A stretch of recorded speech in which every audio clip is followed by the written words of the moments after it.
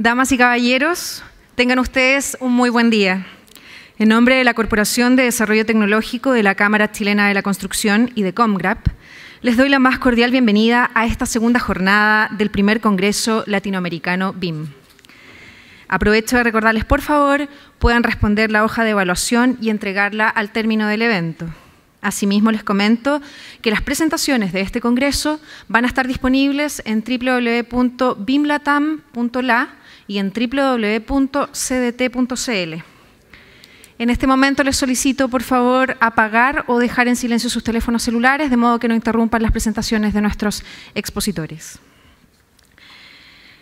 Quiero recordarles que la CDT los invita a participar de BIM Forum Chile, una instancia técnica y permanente dedicada a canalizar las inquietudes, el conocimiento y la información, de modo de constituirse en un espacio de desarrollo técnico, estandarización, difusión y buenas prácticas relativas a BIM en Chile.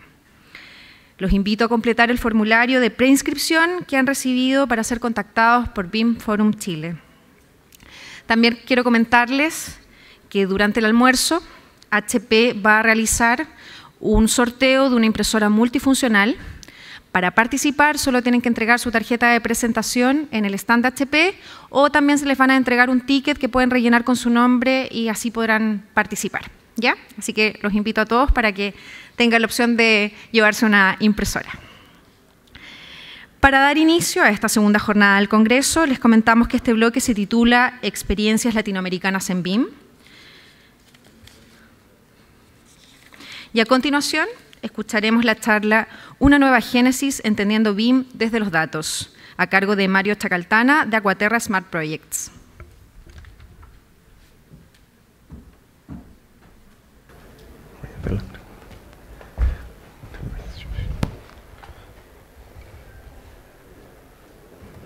¿Aló? ¿Probando? Ya, perfecto.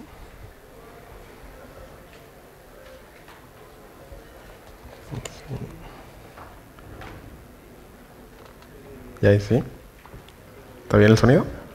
Bueno, antes que todo, muy buenos días. Me gustaría agradecer a los organizadores que permiten este tipo de instancias, a COMGRAP, a la CDT, a la Cámara Chilena de la Construcción. Esperemos a que se incorpore la gente que viene llegando.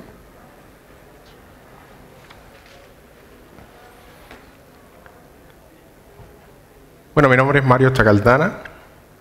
Soy constructor civil de la Universidad Técnica Federico Santa María. Punto importante, en el año 2012 tuve la suerte de realizar una pasantía profesional en Alemania, en la empresa Hochtief Beacon. Hochtief Beacon es la empresa encargada de desarrollar e implementar las iniciativas de BIM BDC para Hochtief. Hochtief es la tercera empresa constructora más grande a nivel mundial y por lo demás Hochtief Beacon debe ser una empresa de las más vanguardistas en el concepto BIM y debe sin duda estar dentro de las 10 mejores del mundo. ¿Qué es lo que vamos a ver? El resumen de la exposición, la presentación, una breve introducción.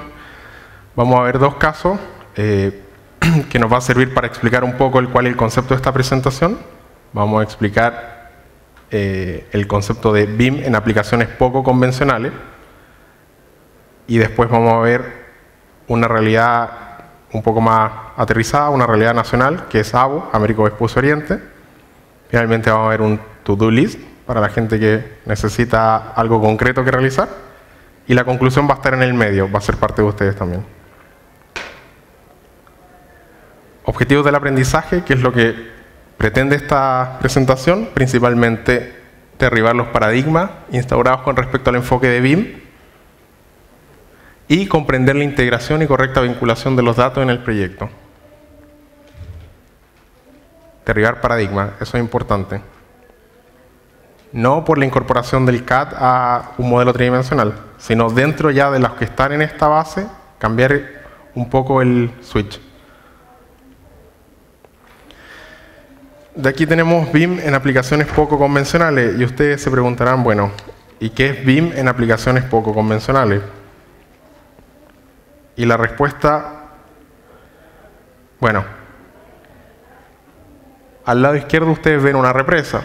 El día de ayer Lucrecia, ¿por qué dicen será tan poco convencional? En realidad eso también se ha modelado. Lucrecia nos explicó el caso del Canal de Panamá, se modelaron esclusas y todo el cuento. Al lado derecho ven una maqueta de una planta nuclear, en corte. Y ustedes dirán, bueno, un poco más, un poco menos, la planta nuclear tiene redes, tiene construcción, etcétera, etcétera. Pero ¿cuál es el punto de esto? Auscultación de represa, deconstrucción de plantas nucleares.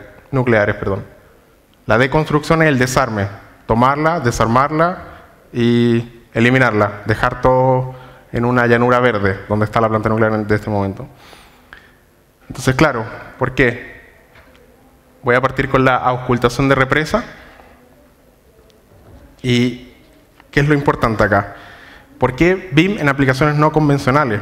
Bueno, básicamente porque la historia parte así. Yo estaba en el 2012 en Alemania, en esta empresa, en Hochtief Beacon, y llega un requerimiento bien particular de una persona que estaba ubicada en España, que era parte de una oficina de ingeniería, y su trabajo era desarrollar la auscultación de represas, de diferentes represas en una cuenca o en varias cuencas en España. ¿Y cuál es el punto?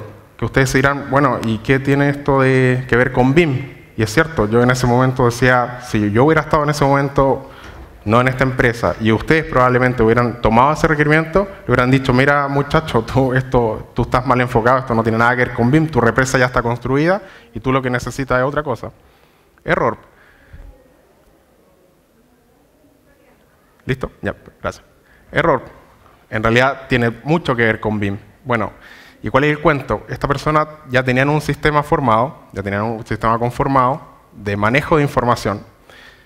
¿Y qué es lo que significa la auscultación? La auscultación significa, imagínense, diferentes sensores, porque no es solo en represa, en estructura, obras de infraestructura, en túneles, en puentes, en caminos, donde uno quiera puede auscultar, pero principalmente en obras importantes. Entonces la auscultación consiste en tener diferentes sensores que te entregan diferentes medidas, y con eso los especialistas pueden determinar más o menos el estado de la estructura, si es segura o no es segura, de eso se trata todo. Entonces esta persona necesita implementar BIM o le gustaría llevar a cabo BIM en su auscultación de represa. Y aquí parte la historia. Entonces, por un tema de lenguaje, todo estaba en español. En esa oficina nadie hablaba español ni lo entendía, algo raro, pero de todas formas ese fue el cuento. Se le pasa la tarea, me pasa la tarea a mí, se empieza a analizar. Empezamos a estudiar las cosas, empezamos a ver. Y aquí viene el tema que ustedes se estarán preguntando. Bueno, ¿y qué hacemos con BIM, con algo que ya está construido, con algo que quieren auscultar? Como que no tiene mucho sentido. Y la verdad es que tiene todo el sentido. Y es el paradigma que hay que derribar.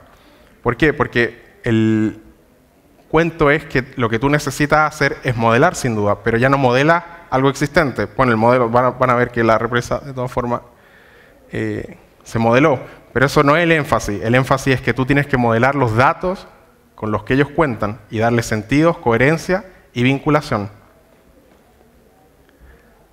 Entonces, como les decía, la vinculación del modelo, yo necesito vincular el modelo, necesito hacer algo con el modelo, ya que me dijeron que tenía que hacer BIM.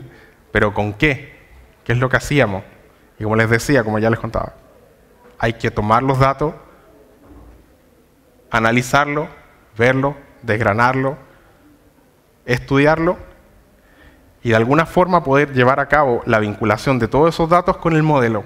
Y esa vinculación tiene que ser sumamente flexible. Y yo sé que todavía no están captando la idea mucho, pero ya vamos a ver un caso, algo más concreto. Bueno, el modelo, ellos lo enviaron, ya lo gastaron, no sé, X tiempo, lo modelaron. Ahí está la topografía del terreno, la represa, la cuenca, modelaron el nivel del agua. Ahí se ve un punto, esto es esquemático, por supuesto. Esquemático, un sensor, ese puntito amarillo. Un sensor dentro de 100 en la represa. Ahí está el río Agua abajo, qué sé yo. ¿Y de qué se trata todo esto entonces? Se trata de, fíjense que esto es lo que nosotros deberíamos poder lograr, es de cualquier tipo de modelo o de situación, yo necesito consultarlo. Y eso significa que si yo lo cliqueo, o hago X acción en el programa, yo necesito ver los datos. ¿Y qué datos? Los que yo elija, porque BIM es muy flexible con respecto a eso. El paradigma de la modelación hoy en día está en el modelo tridimensional, el paradigma de la modelación tiene que cambiar a modelar los datos.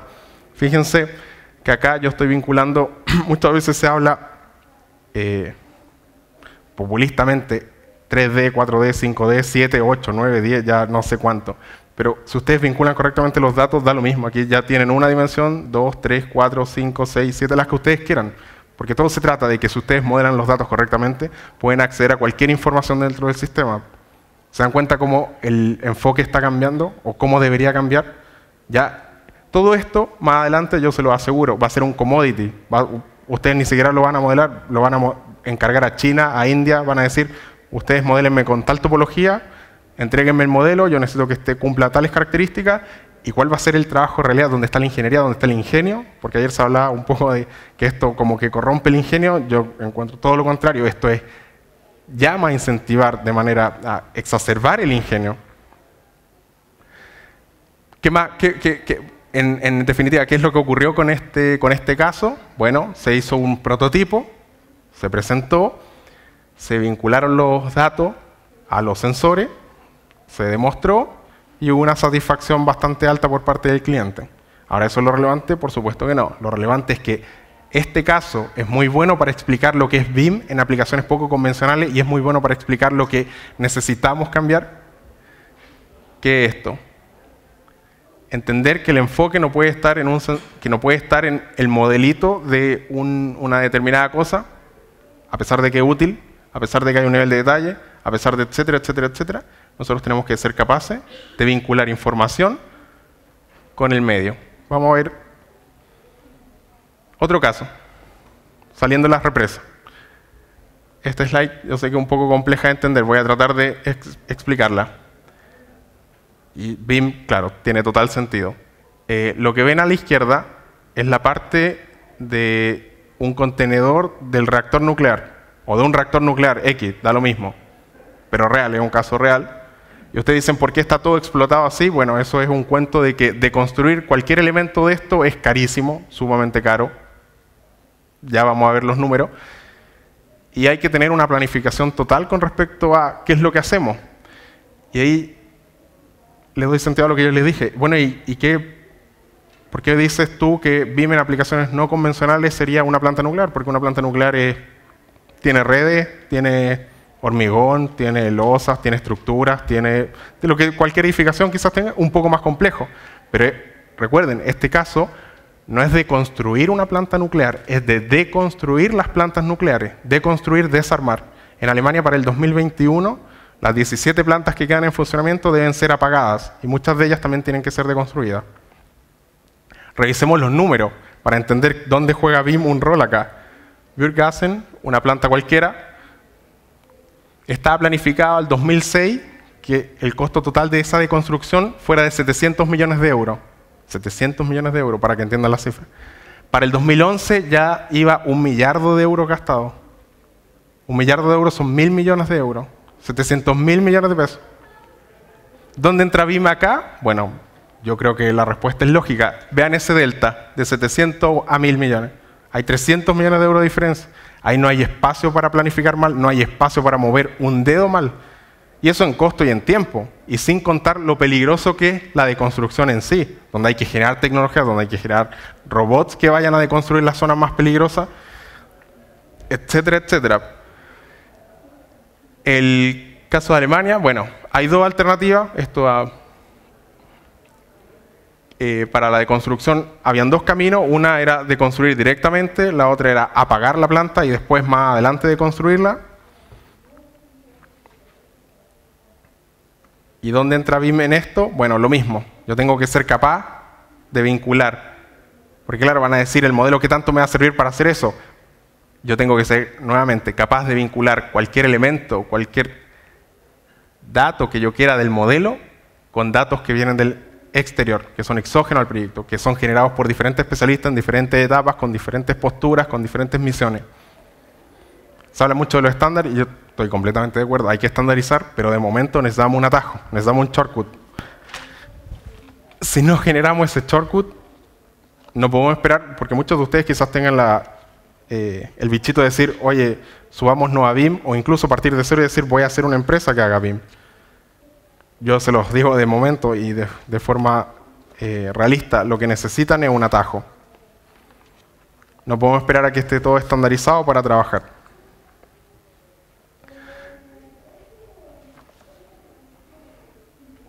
los datos, la vinculación de lo que uno quiera hacer puede ser diversa, puede ser ajena al elemento, puede ser transversal al elemento, puede no tener quizás relación directa. Fíjense, ahí yo lo que hice fue vincular un elemento cualquiera, quizás no tenga una relación directa, con los datos que yo les explicaba recién. Ahí están las plantas nucleares, son 17, la primera reacción, la potencia, el año para el abril 2011 y la duración estimada.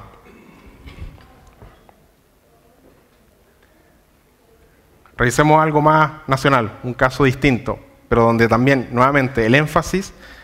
¿Cuál es el énfasis? Cambiar el paradigma. ¿Y cómo cambiamos el paradigma? Primero expliquemos un poco del proyecto. Y bueno, y cómo estuve involucrado, porque en realidad estoy involucrado de una forma bien rara y de forma transversal. Cuando se generó esto, por razones ajenas a mí, me tocó conocer a la empresa encargada de implementar el sistema BIM. Y bueno, yo que tenía experiencia le dije sí, le ayudaba desinteresadamente. Así que me tocó ser algo así como un asesor pro bono. Una asesoría gratis, rápida. Mira, yo te reviso un poco lo que tú tienes que hacer.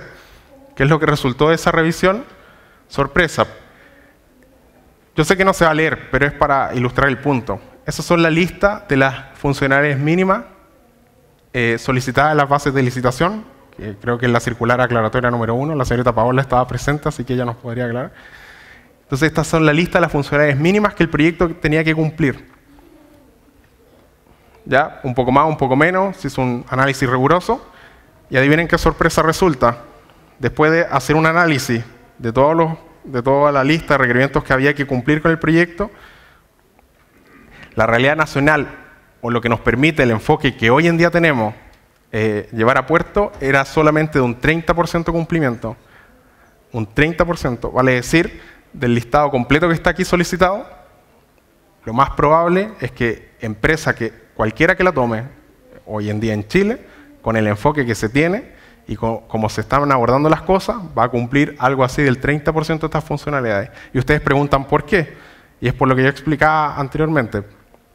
El enfoque en el modelo nos ha hecho mirar para otro lado y no darle el énfasis a los datos del proyecto. ¿Y por qué los datos? Bueno, porque el modelo también son datos. Particularidades del proyecto. Eso es real, eso es una presentación real, pero no es de AVO, directamente es de Santiago Centro Oriente etapa 2. Es el nudo Kennedy con Vespucio. Aquí esta ingeniería estaba cerrada por ahí por el año 2010, ya estaba listo todo el proyecto, llega AVO, Américo Vespucio Oriente, que es una autopista urbana, para los que no están presentes, una autopista urbana, rápidamente, que pretende cerrar el anillo de Américo Vespucio. Está ahí hoy en día por tramos, la licitación está adjudicada para el tramo 1 y 2, el tramo 3 el que falta y que va a partir pronto, creo. Entonces, la complejidad de esto es altísima. Yo sé que no se ve mucho, pero la idea es otra. Es altísima. Ahí hay ramales de salida o ejes proyectados por todos lados, en varios niveles, a distintas cotas. ¿Y qué es lo que yo quiero explicar? Nuevamente, reitero, los datos o un modelo tiene que ser consultable. Eso es lo principal. El modelo no puede ser ni tonto ni ciego. ¿Sí? Porque muchas veces ustedes dicen, bueno, ¿y para qué voy a modelar? ¿Para qué me va a servir el modelito? El modelito nunca, ustedes cuando lo analicen, el modelo no puede ser ni tonto ni ciego. Vale decir, si yo veo esa tubería que está ahí, que es existente, y yo quiero saber algo más de eso, y yo elijo qué es lo que voy a consultar y qué es lo que voy a ver, bueno, yo tengo que ser capaz de ver, esa tubería está ahí, está vinculada y tiene más datos, pero lo tengo de forma instantánea. Estoy a un clic de la información. ¿Y qué datos tiene? Bueno, es del proyecto de AVO. Le vinculo la WBS. Tiene una serie de actividades, esa tubería. No sé, hay que hacer una instalación de la tubería, la excavación, la intibación, el implantillado, etcétera, etcétera. Además tiene la duración. Miren, vean cómo esto crece rápidamente. Hablaban 3D, 4D, da lo mismo. ND, duración, costo, estado, todas las dimensiones que ustedes quieran. Por ejemplo, la tubería puede estar... la excavación de esa tubería, que duraba 5 días, costaba 10.000, está roja. ¿Por qué está roja? Bueno, esos criterios también se pueden establecer, pero de esa forma yo sé, a un clic, puedo determinar, eso, hay algo que está pasando con eso. No solo por eso quería ilustrar esto. No es solo el modelo detección de interferencia. Es útil, sin duda. Es muy útil para eso. A mí me toca hacer detección de interferencia sin modelo. Y es terrible, pero bueno, es útil sin duda. Aquí ven, de hecho, esto es una foto de un clash detection. Ahí está la tubería interfiriendo con ese eje. Ya no me acuerdo si es el 5A, el 17, da lo mismo. Se ve de forma explícita, pero lo que yo les quería mostrar era eso. Vean la tubería y vean la vinculación con el dato. ¿Qué otro dato? Bueno, cualquiera, da lo mismo. Ustedes pueden ser especialistas de cualquier índole, de cualquier clase. Ahí un modelo, lo que generé de inmediato fue la vinculación con un modelo de elevaciones. Es algo sencillo, pero reitero, depende de quién es el involucrado, es lo que quiere consultar.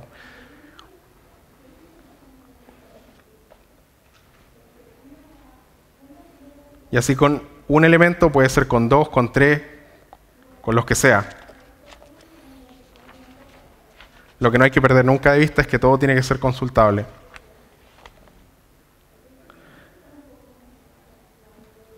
¿Qué pasa con este slide? Me va a ayudar a llevar a la conclusión. Vinculación del modelo. Lo que ven en pantalla es una serie de tablas. ¿Están familiarizados con eso? ¿Qué tanto de familiaridad tienen con algo así ustedes que hacen día a día o que pretenden hacer BIM? Y la verdad es que esto es el centro, el corazón del proceso. ¿Y por qué? ¿Qué es lo que quise además colocar acá? Algunos motores de base de datos, que es algo común, con lo que uno tiene que o tendría que trabajar para vincular la información, SQL Server, Oracle, MySQL. Otros motores, otros programas que no son motores de base de datos, como Excel, Access, da lo mismo. ¿La realidad cuál es? Cuando uno se ve enfrentado a una problemática puntual, necesita trabajar con cualquier cosa porque los especialistas son diversos, porque la gente es diversa y porque te pueden llegar datos de eso, de eso, de eso, de eso y de eso. De todo junto. Tú tienes que ser capaz de sintetizarlo y modelarlo. Lo que hay en pantalla es una modelación de datos. Yo sé que va a costar entender el concepto, pero la modelación de datos es darle coherencia, sentido y una vinculación adecuada a los datos. Eso no es mágico. No es que yo diga, yo la tubería la pinché y voy a sacar este y este otro dato. No, eso no es magia. Pero eso sí es un punto relevante. ¿Por qué?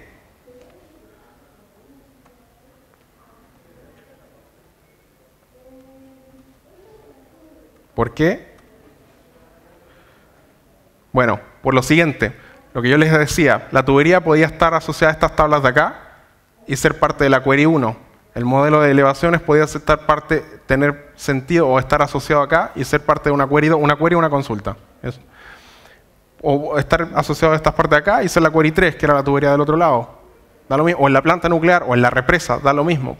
Esa podía ser la query 1 que me decía, dame los datos del sistema de ocultación de las bases de las deformaciones, ahí lo tengo.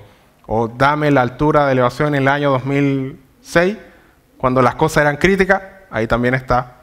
O dame la predicción de no sé qué, o dime si la represa es segura o no. Bueno, eso es más difícil. Aquí no hay magia, pero puedo intentar sacar algo. Ahí está, la query 3. Esta slide no quise escribir nada, pero lo que sí quise hacer es concluir, hay buenas noticias. ¿Por qué hay buenas noticias? Porque lo que yo pretendo con esta presentación es catalizarle, adelantarle el futuro, catalizar el proceso de implementación de BIM. ¿Por qué hay buenas noticias? Bueno, por lo siguiente, ustedes se van a llevar para la casa una concepción que muchos de ustedes hasta el día de hoy no tienen y es muy poco probable que pudieran tenerla en el corto plazo, y es esto. Fíjense acá, cuando yo hablaba del modelo que tenía énfasis y todo, bueno, el modelo, adivinen que el modelo acá en este modelo de datos, ¿qué es? ¿Dónde creen que está? Puede estar exactamente ahí, en una o en varias tablitas.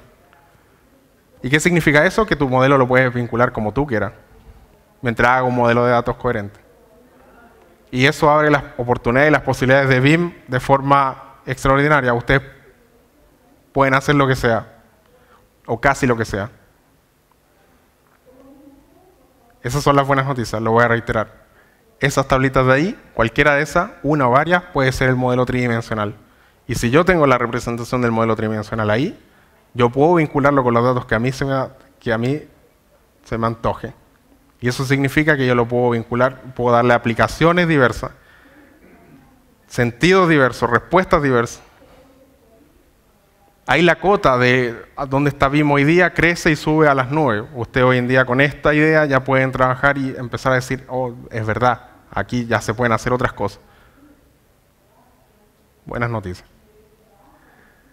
Y todo eso le da sentido a esta slide, donde, ¿qué es lo que hay acá? Claro, nuevamente para Américo Vespucio Oriente, un enfoque tradicional, y qué es lo que causó o lo que causará que la funcionalidad mínima alcanzada sea del 30%. Bueno, esto, el enfoque de BIM en el modelo y en los servicios reiterativos.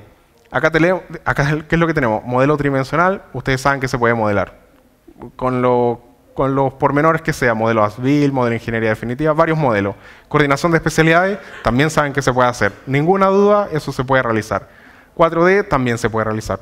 Ninguna duda tampoco. Es algo de mezclar estructuras con redes. O calles con estructura. O lo que ustedes quieran. ¿Qué es lo que se dejó de lado? Y lo que acabamos de ver, esta parte. ¿Qué es lo que no hay planteado como base o como concepción? Un sistema informático. ¿Qué es lo que causaba el 30% escaso de cumplimiento? La ausencia de un sistema informático que a mí me permita modelar, hacer un modelamiento de los datos y en base a eso poder dar una respuesta específica a una necesidad concreta. ¿Se entiende el asunto? Con este cambio de paradigma yo debería ser capaz de decir, mira, yo tengo un sistema, en realidad, fuera de todo esto, fuera de BIM, fuera del software que ocupe, yo tengo que tener un sistema informático y tengo que tener a desarrolladores, tengo que tener mi equipo o tengo que tener conocimiento informático para ser capaz de tomar esos datos, modelarlos y en base a eso darle respuestas concretas a necesidades. Porque claro, me preguntarán, ¿y el MOP estaba equivocado entonces en pedir eso? Ustedes dirán muchas veces, no, es que no saben lo que piden, no, es que aquí los alcances son aquí, allá, no, nunca tienen idea, etcétera, etcétera. Yo encuentro todo lo contrario, yo los felicito de hecho por hacer una petición así, súper válida, plausible, que puede ser respondida. Recuerden el contexto de AVO. AVO es un proyecto de 19 millones de UF también.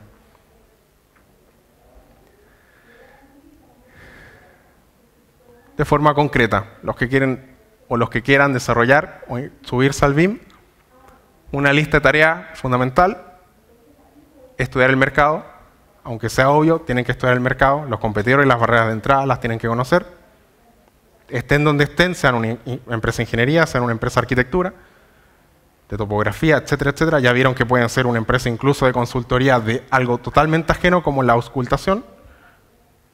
Entender las limitaciones de su gente, del software, del mercado y fijar la cota en otro punto. Ustedes la ponen, pero en un principio tienen que entender las limitaciones. Proyectar su empresa, súper importante. Si no proyectan su empresa, no van a saber qué es lo que quieren conseguir en 5 años y por lo tanto difícil van a llegar a buen puerto. Antes de pasar este punto, entre medio, y lo más importante, y tampoco lo puse, porque eso se lo llevan ustedes que estuvieron acá hoy en día, lo más importante, ¿les gusta BIM? Si no les gusta, ¿para qué lo van a hacer? Es difícil que alguien que esté en la dirección, si no le gusta algo, es difícil que lo implemente. Y finalmente, conseguir un BIM líder. Y bueno, ahí si hablamos de empresa, yo diría que no hay ninguno hoy en día en Chile. Si hablamos de persona, diría que se pueden contar con 2 manos. Esa es la realidad hoy en día, por la cual hay que seguir luchando para modificar esto. Pero bueno, espero que la presentación les haya gustado. Ahí están mis datos de contacto. Ustedes también pueden conseguir más información en ese link.